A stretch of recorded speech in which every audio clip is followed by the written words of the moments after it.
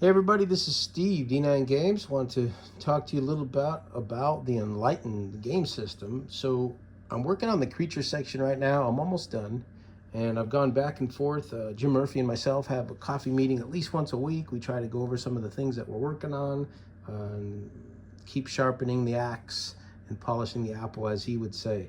So one of the things on the creature section is I'm going to give some fleshed out, detailed creature stats, um, but I'm going to slowly morph that into less fleshed out creature stats because I want to encourage in our PDF the custom design of your own creature. So you might notice that the first couple of creatures are fully fleshed out, and then I'm going to use either question marks or like a blank line, almost like an ad lib, to where you're going to add in your own immunity for your creature, maybe your own special, your own feature. I know we have a gargoyle type that likes to turn to stone as they're grappling a foe, and then all of a sudden you have this like stone encasement that you can't get out of. So that's exciting. We'll be able to throw that at our players at some point. Hopefully they're not hearing about this before they get to witness it, but I'm not running for a little while, so. But anyway, and then as you get to the bottom of the creature section, it'll be even less fleshed out so that you can have more custom design for your creature. So we're kind of playing with that idea a little bit because the mission of this game is to allow your creative juices to flow. You can create your own creatures, you can create your own encounters, and then there's just no shackles, like I've mentioned before.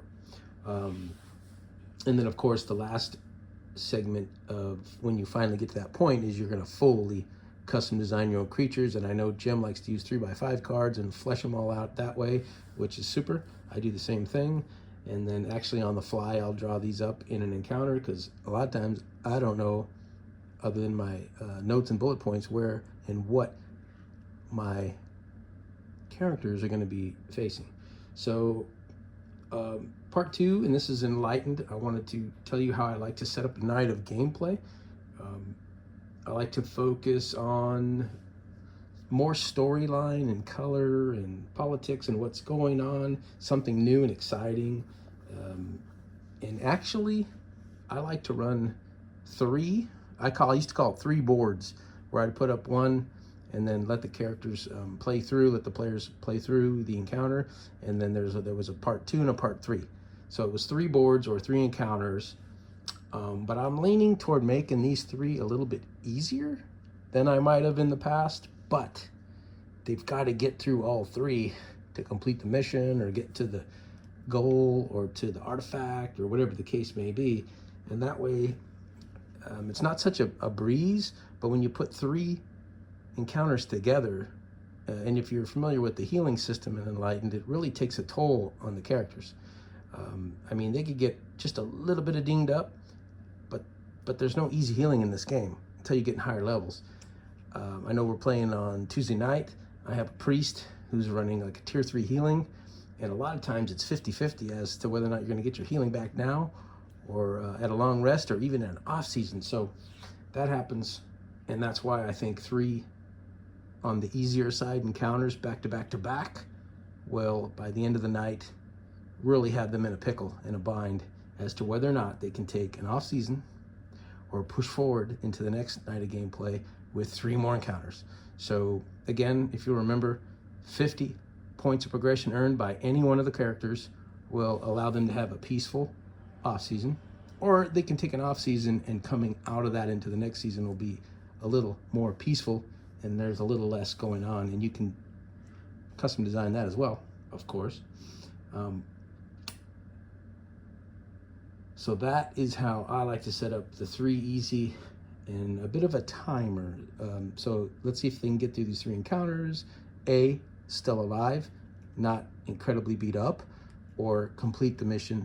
Maybe they're rescuing somebody, maybe they're putting a threat to bay, something like that. For instance, on this Timber Round 5 encounter, I have to read my journal because it's been a couple years. This is like 2022 when this went down, so I'm coming back to my journal for that. But out of this encounter, I know that some of them went off to talked to the elves, some of them went out to find an artifact, and depending on how much progression points they earn is whether or not they're going to have less trouble dealt with in the area or in the region. And of course, you can run a super large battle, you can run hordes, you can have like a set piece monster battle, and that's fine too, every once in a while. But the average night of gameplay for me of late has been 3, I'm going to say just a tick less than average, maybe a simple, 3 simple encounters for them to get to the finish line. The other thing about an encounter, and this would be inside of one of those 3 simple encounters, is consider somewhere between 3 and 5 rounds to where you really need to cut the cord on the encounter. So you've got maybe 3 rounds, 1, 2, 3, and then you roll your timer die, which I roll a D9, D10, of course, with the 0 being 0. So I roll that and cut it in half. So if I get a 9, it's going to be like 4.5, maybe 5 rounds before something happens. And that's kind of a long time. If you know 2 or 3 rounds really can be a long time, but hopefully the way we're designing Enlightened, it's a little smoother and a little quicker, and that's the whole point of this. I had a coffee meeting with Jim, and he was telling me how he was at OrcCon, and they had this incredible boat crashed, and they're in this village, and there was undead and vampires and a Dracolich, and it was just an awesome story he was able to tell. And I said, man, was that like a 2.5 hour, 3 hour adventure? And he said, no, it was like 8 hours. It was like 4 hours, take a break, come back the next day, and 4 more hours, which is cool too, because you can always break these in the middle of action on like a cliffhanger and come back the next week and pick up where you left off.